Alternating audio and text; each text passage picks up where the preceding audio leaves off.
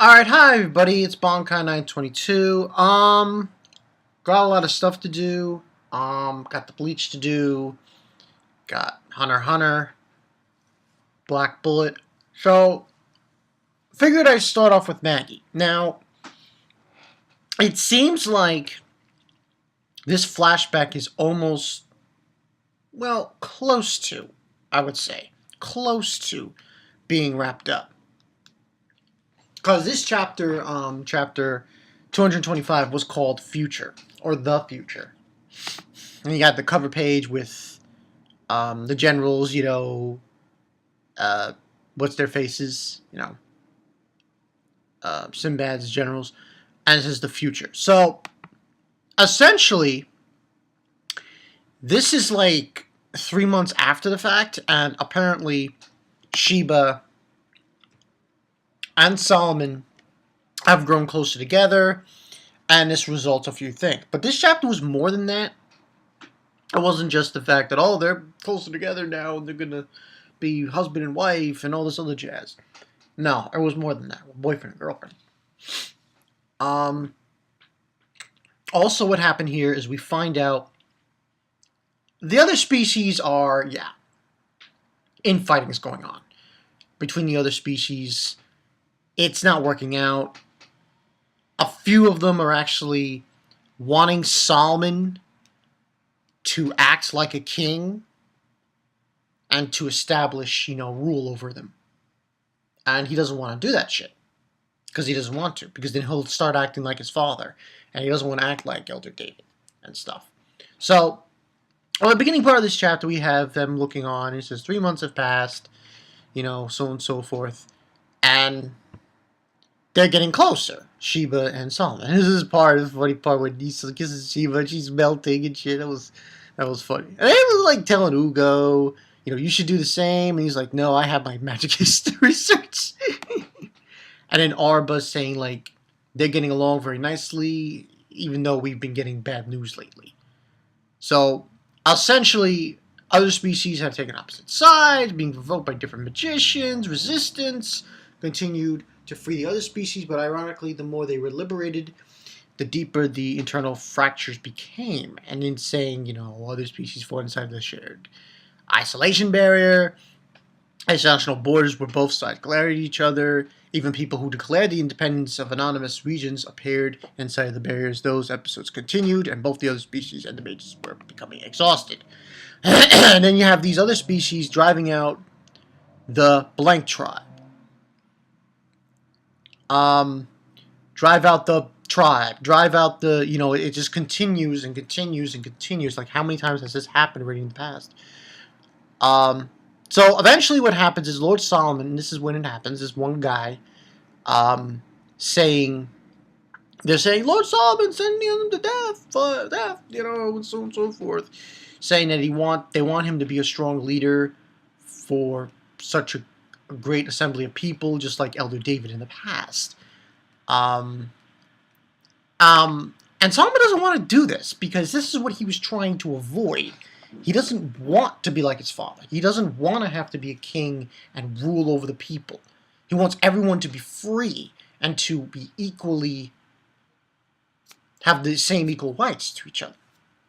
So, and he's saying, I'm sorry, but he's this one guy, and he's saying, I'm sorry, it's just 13 years, we have freed almost all the species from all the towers, and now we are free for that very reason.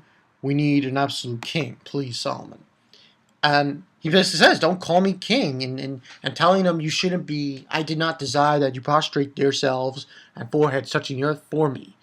And he goes on to say, there's no other way to stop these conflicts but putting someone on the top for a ruling system that they will consider being a worship as a god. And then basically saying, continuing, are you sure that an equal world can truly be achieved? Stop being reckless with words. And then we got Sheba saying to him, you are not mistaken, And he's like, I know. And then we go from that situation to Ugo and Solomon. And this is just like a small talk they're having. You know, he's trying to Ugo pep him up, but he says the wrong thing, and Ugo thinks about the past where Solomon, when Ugo was in a depressed state, came to him and tried to tried to make him feel better, and Ugo felt like he didn't do that. And he just basically says Solomon is normal after all. Recently, the instances where fighting Orthodox have become rare, but we still sort it out in order to stop the internal battles. And Ugo basically wonders, would it have been better? No, not if it would have been better. He says, would it have been different if they were controlled by the towers, because they should have all gained the rights to live on equal grounds, but why are they giving up those rights on their own volition? And he's like, oh, this isn't good, I'm saying depressing things, and he brings up the fact that Solomon brought him his up to bat, from a depressed state. And Solomon just tells him, yeah, you were right. Even the magicians try to gauge my feelings and flatter me, At least you and the others don't look at me like that, Ugo. And he's like, of course we don't, incredibly happy if I had never broken that promise. So then we go from that to what Ugo tells Solomon. And this is, quote unquote, the discovery of Rook. Now, this was kind of interesting because when he explained it to Solomon, I'm not going to go word for word what he said, but I'll just basically break it down this way. Basically stating that it would be impossible to take the soul and reveal it completely, but instead what he's able to do, Ugo, is change the soul into making it look like a bird. And that was what Rook came from. And basically he goes on before then to state to Solomon that he said to him about the dragon, the origin of the dragon, that the origin dragon told us about the intense consumption that is affiliating Ilala. If its power is not consumed by natural phenomena, then there should be a totally different power that we still are not aware of. And that power would be the soul, saying that it's not just a consciousness that dwells in life and not simply the result of signals created by the brain. If souls really exist, we should be able to draw their trajectories and create their path as well. And this is basically stating that there is another world, there's a spirit world. Instead of just the physical world, there's a spirit world, because Solomon brings it up. And, Ugo basically tells him that it's... He draw the name Rook from... from something that was stated. And saying revealing the soul is nearly impossible, but if we gave it shape, the most basic element, by using my theory, strangely enough, it becomes a shape of a black bird. For my own convenience, I gave it a name 800 years ago when God came from the heavens. There were some species considering it to be kind of a bird, and I have borrowed their name, the bird of life, the Rook. So the most basic element of your consciousness is the Rook. So that's basically the story. So they're able to manipulate the soul and to change its shape, Ugo is, and that essentially is the soul. That is where, and they will drive it to the path of, I guess, heaven, give or take.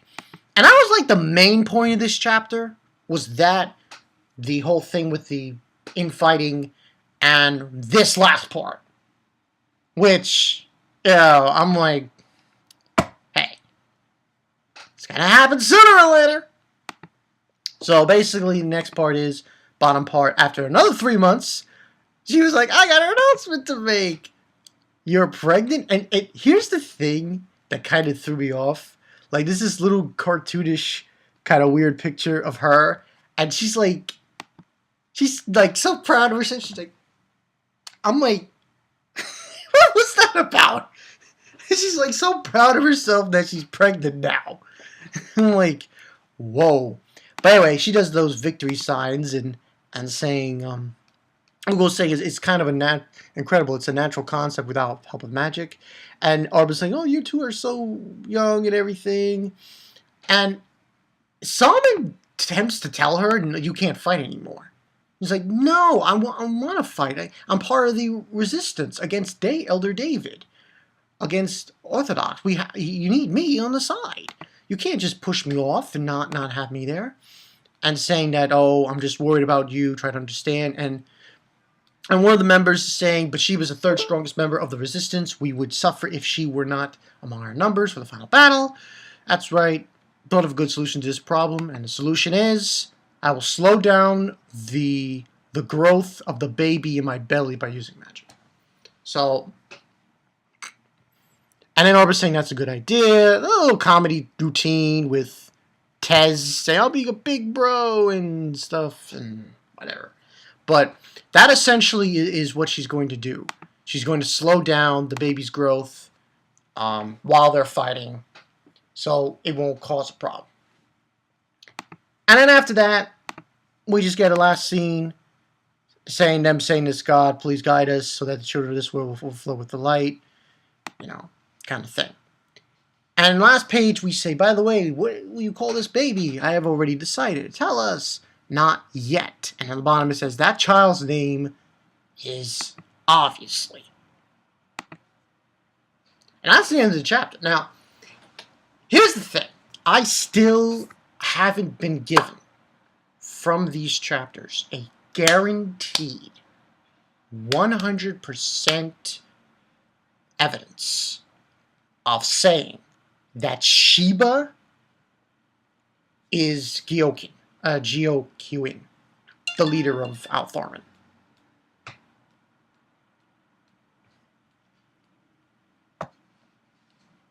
I haven't. I just, there hasn't been. The only one I see is Arba, because of the way she looks. Now, that's not going on much, and it could be true that Sheba might be the leader, the Magi bitch, but we don't know. It's not, it could be a situation where, but then again, now that I think about it, maybe it is where, a situation where, maybe Sheba dies,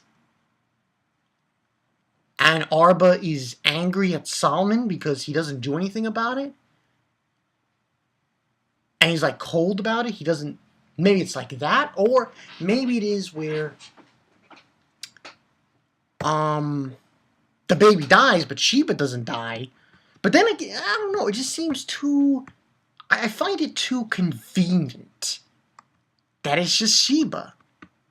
The only way it could be Sheba is if something happens to that baby that she has in her belly right now. That's the only way it could be Sheba.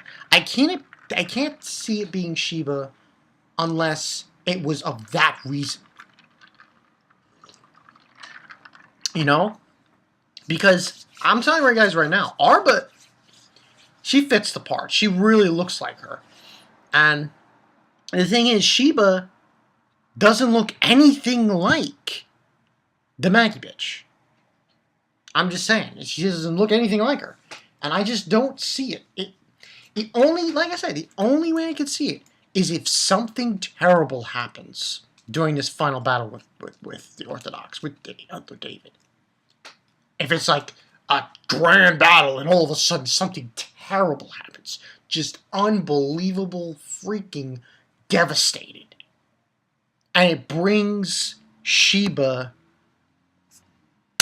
at wit's end. And she goes over to the deep end and she turns evil. That's the only way I can see it. Other than that, I really don't see it. But this was an interesting chapter, like I said, 4 out of 5. I like the introduction of the Rook. We finally find out how Rook was created. It was created by Ugo. I find that kind of interesting. I like that Ugo was the one who kind of deprived, the creator of it, I guess you could say, or namer of it. And yeah, it was a good chapter, 4 out of 5. Now, hopefully, it seems like this is going to wrap up soon. I believe so. It's going to wrap up soon. I would say maybe 5 chapters? Maybe. Maybe 5 chapters. So, we'll see, though. We'll see. Nothing else to state about this. Other than that, I'm Bonkai922. See you guys later.